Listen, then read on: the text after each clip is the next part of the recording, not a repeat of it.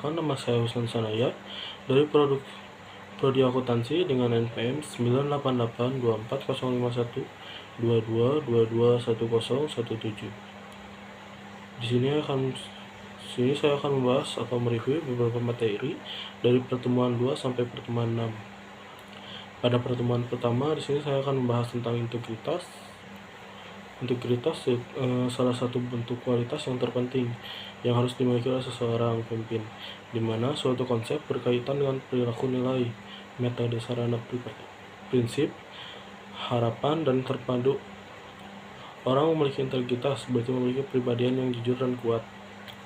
Integritas sendiri berasal dari bahasa Latin, yaitu integrate, yang artinya suatu keadaan atau sifat yang menunjukkan suatu kesatuan yang utuh sehingga memiliki potensi dan kemampuan untuk memancarkan kewibawaan dan kejujuran. Integritas juga adalah suatu konsep yang berkaitan dengan konsisten. Dan dalam tingkah metode ini, ukuran prinsip ekspektasi berbagai hal yang dihasilkan oleh berintegrasi berarti memiliki kepribadian yang jujur dan berkarakter yang kuat.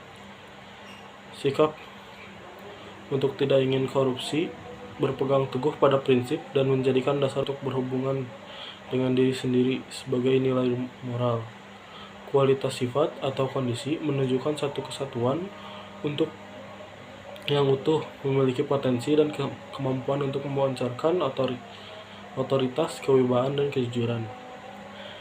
Kejujuran dalam hal ini bukan hanya omongan pemanis retorika, tapi juga tindakan. Jika dimulai dengan kejujuran, kredibilitas, dan banyak akhlak mulia lainnya, maka karakter inilah yang sangat dibutuhkan pemimpin saat ini dan selamanya. Karakter agung ini tentunya akan bermuara pada manhaj tulisan Al-Mustafa Muhammad SAW sebagai penyempurna karakter manusia. Salah satu bentuk integritas pribadi akan terlihat percaya diri dan elegan, serta tidak mudah terpengaruh oleh sesuatu hanya untuk melewati kegembiraan atau kesenangan sesaat. Seseorang yang ditulis lebih berhasil ketika mereka menjadi pemimpin baik formal maupun informal. Dari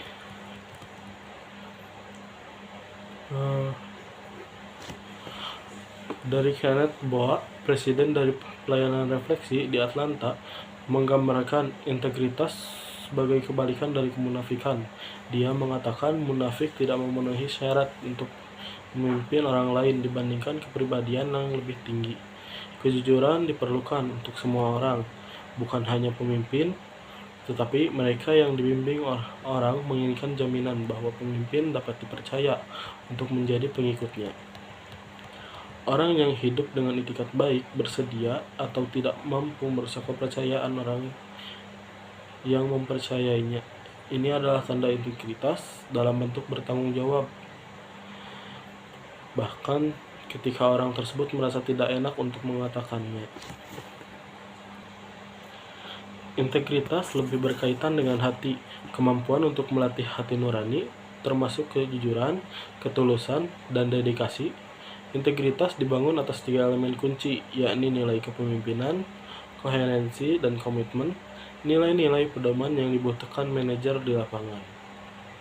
Integritas ini menjadi lebih kuat ketika seseorang pemimpin konsisten antara apa yang dikatakan dan apa yang dilakukan. Contohnya, menjalankan ucapannya dan berkomitmen untuk itu. Tanpa integrasi, kita akan kehilangan kepercayaan karena orang lain menjauhi kita. Untuk menghindari kekecewaan, integritas adalah praktik bersikap jujur dan menunjukkan kepatuhan yang konsisten tanpa kompromi terhadap prinsip, nilai moral, dan etika yang kuat. Integritas tidak berubah dan tidak tergoyahkan dalam mendukung nilai-nilai luhur dan keyakinan seseorang. Definisi lain dari apa itu integritas itu konsep yang berkaitan dengan koherensi atau perilaku, nilai, dan prinsip. Dalam etika, integritas diartikan sebagai kejujuran, ketepatan, ketetapan dan tindakan seseorang. Lawan dari integritas adalah kemunafikan. Ketika tindakan orang sesuai dengan nilai, keyakinan, dan prinsip yang mereka ajarkan, mereka disebut memiliki integritas. Sederhana, kualitas orang yang tulus hanya ditunjukkan oleh kata-kata dan tindakan, bukan oleh mereka yang tidak bisa menjaga kata-kata. Orang yang tulus bukanlah orang yang memiliki wajah dan rupa yang disesuaikan dengan motivasi dan minat pribadinya.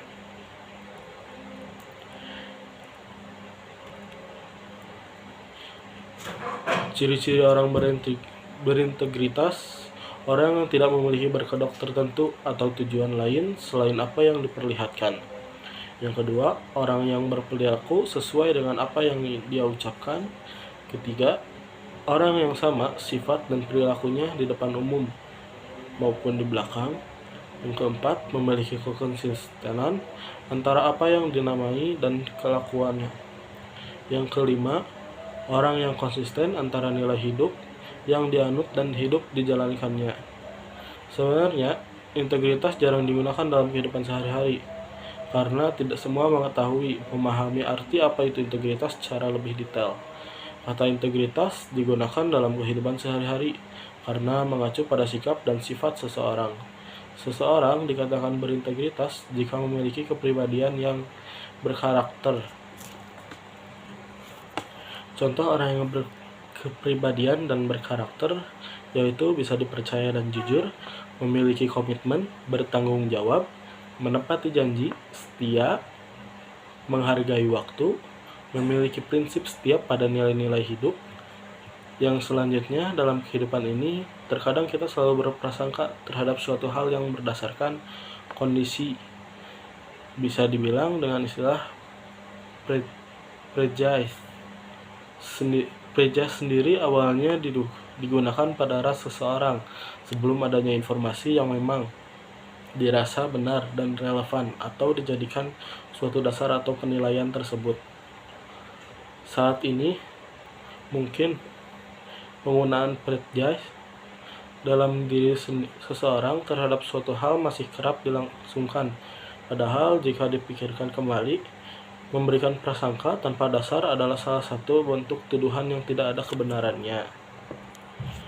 Adanya prejudice yang diajukan pada orang lain atau sekelompok masyarakat bisa memberikan dampak kerugian, baik itu bagi mereka yang dituduh ataupun bagi yang memberikan penilaian tanpa dasar tersebut.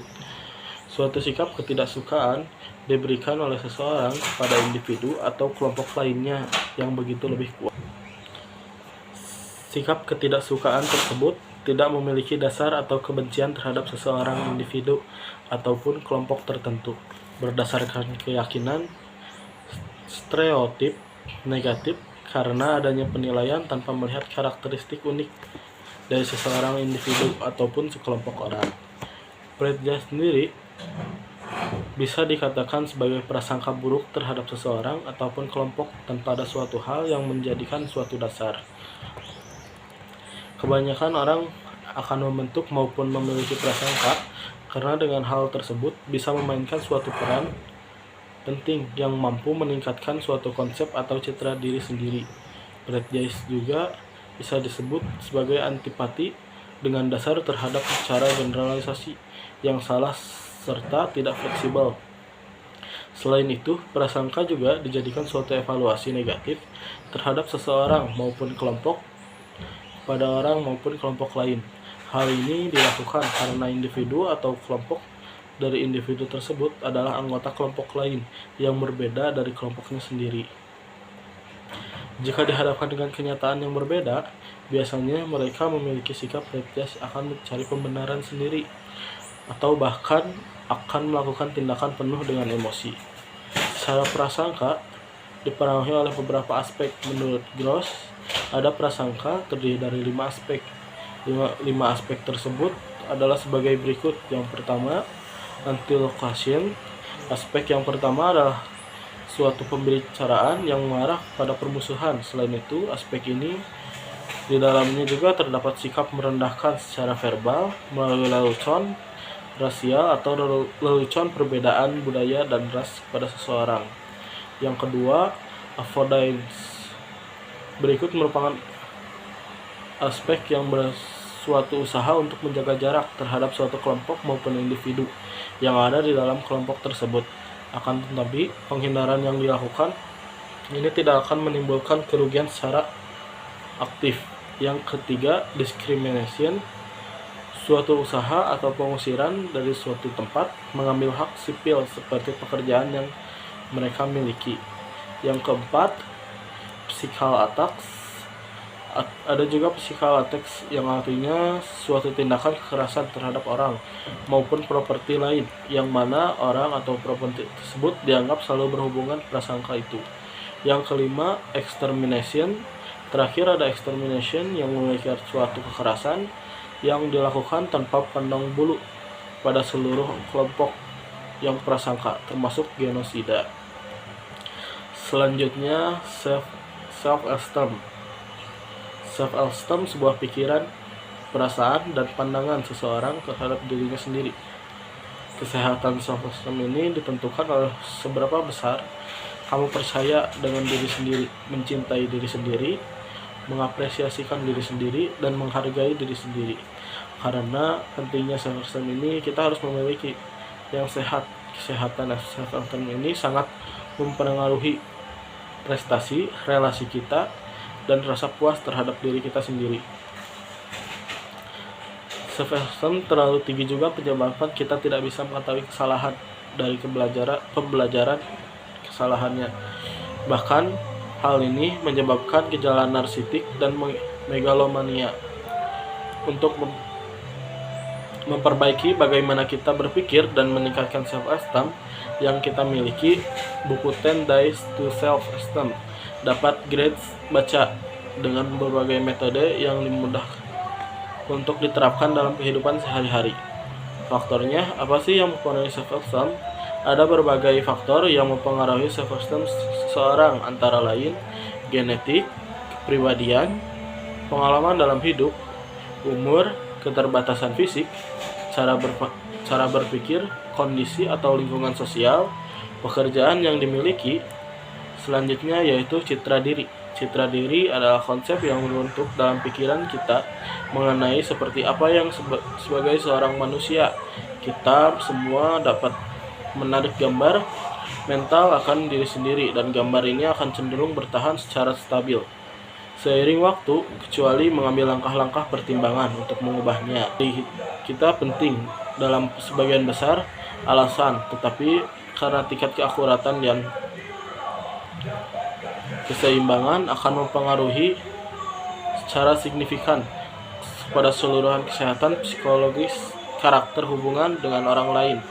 Ada banyak bukti bahwa bagaimana kita memandang diri menjadi hal yang benar penting. Citra diri seorang bisa menjadi tidak seimbang dan terdistorsi atau tidak sehat untuk banyak alasan. Sebagai anak-anak, kita khususnya sensitif kepada penilaian yang diterima dari orang tua atau figur autoritatif lain yang memiliki kekuatan atau pengaruh atas diri kita, dan khususnya teman sebaya. Jika penilaian itu diberikan terlalu sering atau negatif, kemungkinan akan memiliki konsep jati diri yang negatif.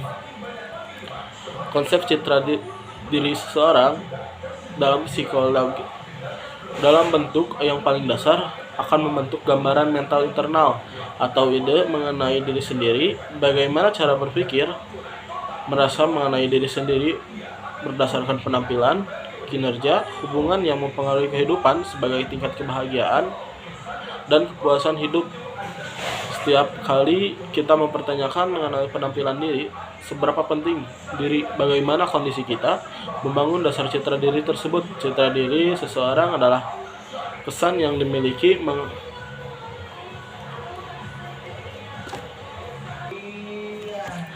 yang merupakan beberapa contoh dari berbagai label yang bisa disematkan kepada diri sendiri, dan kesimpulan tidak terhindarkan yang bisa dicapai. Dan kesimpulan ini yang mendasari pemahaman positif atau negatif mengenai citra diri sendiri. Lebih jauh lagi, label ini akan membentuk dasar dan dari kepercayaan terhadap diri sendiri. Citra diri seseorang tidak dibangun berdasarkan realita. Faktanya, Citra diri dibangun akan persepsi seseorang mengenai kenyataan, dan itu dipengaruhi oleh bagaimana seseorang tersebut mempercayai pandangan masyarakat dan orang lain terhadap dirinya.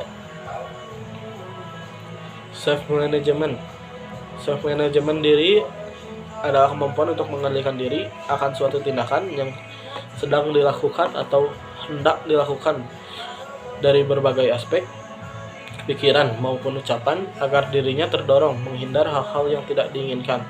Self-management juga bisa dikatakan sebagai kemampuan hidup untuk mengendalikan diri dalam membuat proporsi prioritas, seperti menetapkan apa sekiranya dilakukan atau tindakan, kewajiban untuk menyelesaikan apa semestinya diselesaikan saat itu. Kemampuan self-management sangat diperlukan oleh semua individu, tak hanya dibutuhkan di lingkungan pekerjaan ataupun pendidikan. Akan tetapi, self-management juga diperlukan oleh seseorang individu yang melakukan aktivitas sehari-hari, daily activity, di rumah. Apabila seseorang individu tidak menerapkan self-management, dirinya cenderung kebingungan karena segala aktivitas yang hendak dilakukan saat itu tidak terencana atau tertata secara baik di dalam kehidupan. Dengan kata lain, ia bingung apa yang harus dirinya kerjakan, harus dari mana dia memulai pekerjaan atau aktivitas tersebut, dan kebingungan-kebingungan lainnya lagi. 7. Di sini saya akan mereview atau membahas kembali beberapa materi dari pertemuan ke-1 sampai dengan pertemuan ke-6. Pada pertemuan ke-1 kita akan membahas tentang karakteristik atau hal yang menonjol dari tokoh-tokoh. Di sini saya mengambil contoh yaitu Ibu Susi Pujiastuti memiliki karakter pribadi yang terbuka, jujur, dan juga friendly pada sesama masyarakat. Ibu Susi Pujiastuti juga memiliki tingkat keramaian yang baik dan kesadaran atas tanggung jawab tugasnya pada orang lain. Selalu mencoba hal-hal baru atau open experience yang menyenangkan dan juga menantang bagi dirinya sendiri. Pada pertemuan kedua ini, di sini saya akan membahas karakter bisnismen, di mana saya memilih Rudy Salim sebagai contoh. Dia merupakan bisnismen termuda di Indonesia, pada salah satunya pengusaha sukses di Indonesia. Pada karakter Rudy Salim, dia memiliki jiwa leadership yang baik, kerja keras, percaya diri, pantang menyerah, kreatif, berani ambil resiko, dan keinginan belajar hal baru. Dan dia sering berinovatif dalam usahanya.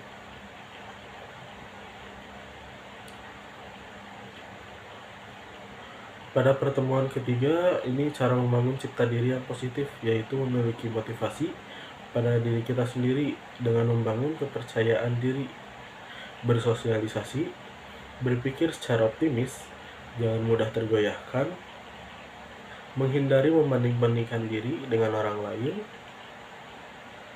menentukan tujuan untuk dicapai dengan cara open self atau terbuka terhadap sesuatu, tidak menyembunyikan atau menutup suatu masalah pada diri kita sendiri. Pada pertemuan keempat ini kita membahas tentang orang yang berintegrasi itu bagaimana sih?